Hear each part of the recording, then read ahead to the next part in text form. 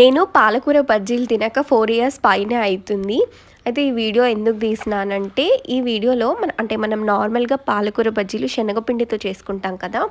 But ఇక్కడ శనగపిండి, బియ్యం పిండి అండ్ కార్న్ ఫ్లోర్ ఇవి 3 కలిపి బజ్జీ చేసింది మా మమ్మీ. ఒకసారి ట్రై చేద్దాము ఎలా వస్తుంది అని చెప్పి. ఫస్ట్ అయితే వీడియో తీద్దాము. టేస్ట్ బావుంటే వీడియో అప్లోడ్ చేద్దామని చెప్పి నేనైతే వీడియో అప్లోడ్ చేస్తున్నా. టేస్ట్ బా వచ్చింది.